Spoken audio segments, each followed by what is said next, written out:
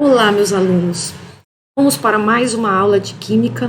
Essa semana nós estamos na semana 13 de APNPs, de atividades pedagógicas não presenciais, e hoje nós vamos estar, nessa tarefa 13, corrigindo a APNP 10 de Química, ok? Então vamos lá, conferir comigo.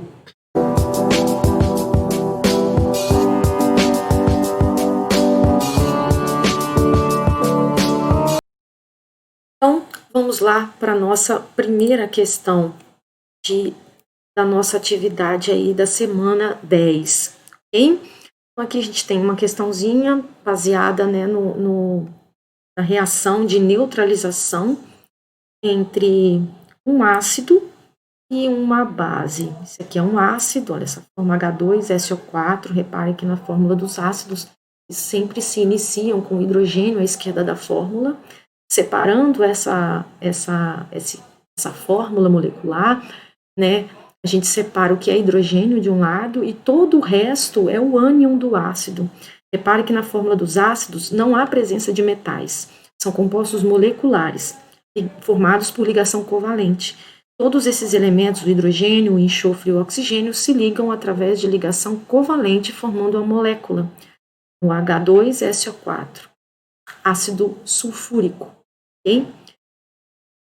E aí, ele disse que houve uma necessidade do estudante neutralizar o ácido usando uma base, o hidróxido de potássio.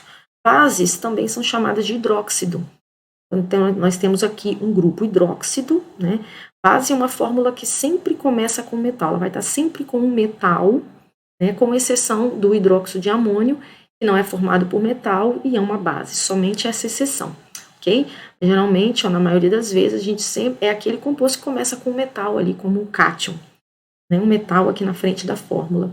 E esse grupo H se chama hidróxido.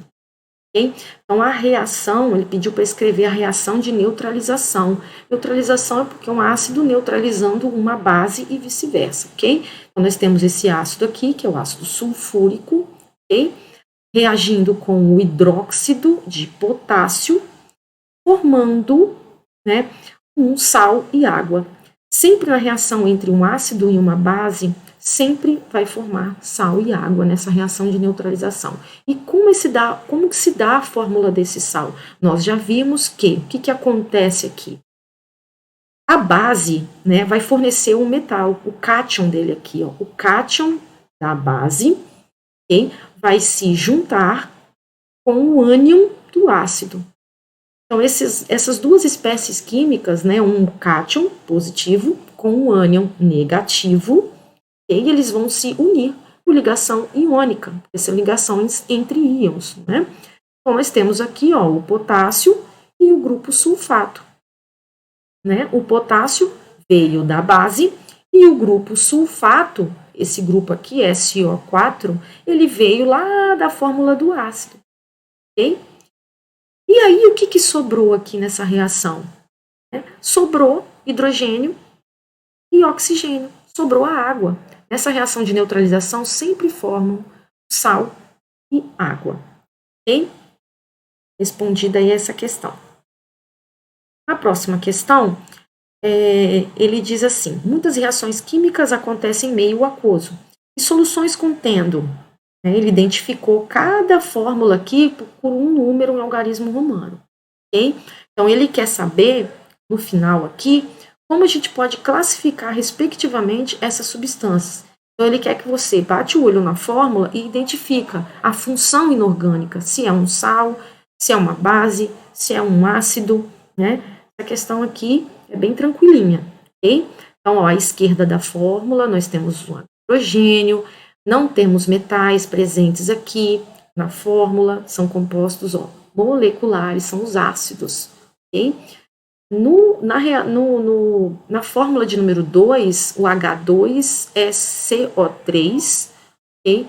Nós temos também outro ácido, o ácido carbônico, presente aí na chuva, que favorece o pH normal da chuva, pela presença do CO2 na atmosfera, que nós já vimos isso também.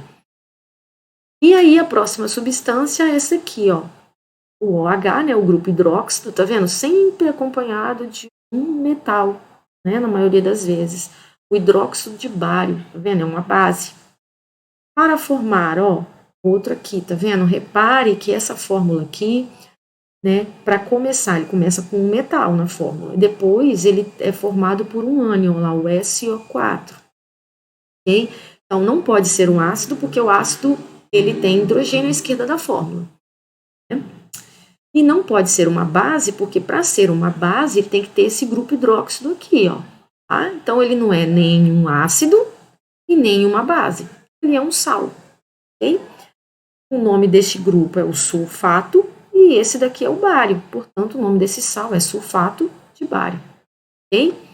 Esse daqui, lá, ó. Esse daqui, tá vendo? Tem um ânion chamado carbonato, né? Que ele veio desse ácido carbônico, ó, tá vendo? E aqui nós temos o bário, ok? Quando a gente tem o hidrogênio junto com o ânion carbonato, a gente lê-se assim, ó. Hidrogênio, carbonato, ou também posso chamar de bicarbonato de bário. E essa outra aqui, fórmula, tem o grupo carbonato e tem o elemento bário, formando então o carbonato de bário, um outro sal, ok?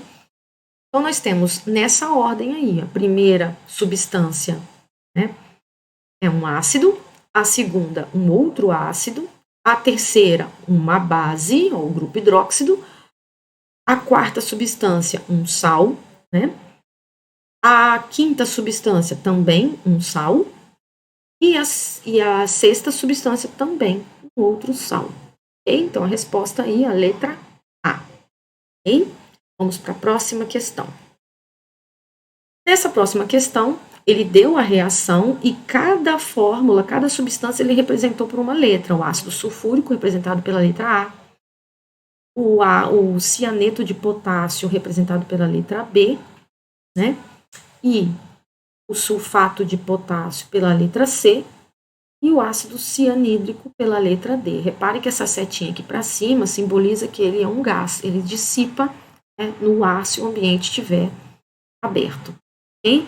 Então, as substâncias da letra A, B, C e D são, respectivamente, nessa ordem que é a substância A, né, ela é o ácido sulfúrico, a substância B, o cianeto de potássio, é um sal, né, a gente tem um grupo aqui chamado cianeto, e depois o cátion potássio. Aqui, a mesma forma, eu tenho um sal, olha, o grupo sulfato, o SO4 é o grupo sulfato, lembra que ainda em sala, na modalidade presencial, eu dei para vocês alguns ânions, né, o sulfato, o carbonato, esses ânions, é necessário que vocês saibam o nome desses ânions, caem bastante no Enem, tá? O carbonato, sulfato, fosfato, nitrato. Então, esses ânions, quando eles aparecem nas fórmulas, não é, já ligados com o outro cátion, a gente não vê mais as cargas deles, né? Houve uma ligação e as cargas se anularam, ok? Mas é o grupo sulfato e este é o potássio. Então, eu vou ler sulfato de potássio. E esse daqui é um ácido, tem um hidrogênio à esquerda da fórmula. Aqui nós não temos metal na fórmula, né? Então, é um grupo, é um hidrogênio sempre acompanhado de um ânion. Okay? É o ácido cianídrico, aquele ácido, né, presente na mandioca brava, e um ácido muito utilizado aí pelos nazistas, né, nas câmaras de gás. É um gás que provoca sufocamento. É um gás muito tóxico, está presente na mandioca brava. Por isso que quando retira-se esse vegetal, é necessário deixar esse ácido de pá, porque ele é volátil, né? Ele é um gás de cima, e aí ela pode ser utilizada para os animais comerem. Ok? Então vamos para a próxima questão. Nessa questão aqui, ele pede para identificar. Infelizmente, essa imagem não ficou muito visível, mas agora na correção a gente vai facilitar aí para vocês a identificação da substância. Bom, no primeiro frasco, nós temos o sulfato de magnésio. No segundo frasco, o cloreto de ferro 3, ou chamado de cloreto férrico. Tá? No frasco 3 aqui, a gente tem o ácido nítrico. No frasco número 4, nós temos o hidróxido de bário. Ele quer as fórmulas que estão presentes em cada frasco aqui nessa ordem, tá bom? Então, aqui o sulfato de magnésio pode ser representado por essa fórmula aqui, ok? Essa daqui. O cloreto férrico, ele pode ser representado por essa fórmula aqui. Ah, e da onde veio esse 3? Esse 3 veio da carga do ferro. Se é o ferro 3, ok? Na hora de se ligar ao grupo cloreto, essa carga do ferro desce e vira índice do cloro, tá? Princípio de ligação iônica, tá? E aqui no frasco de número 3, nós temos o ácido nítrico, né? Esse aqui é o ácido nítrico, HNO3.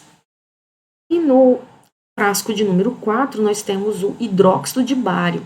O grupo hidróxido tem que ter esse grupo OH aqui, ok? E o bário é esse aqui. Como o bário está na família 2A, é um metal, eles tendem a doar, né, elétrons, perder elétrons. Então, a carga dele ele se torna um íon, carga mais 2.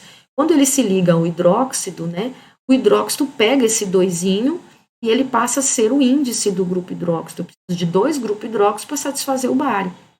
Ok? Então, é aí, pessoal. A resposta, então, é a letra A. Ok?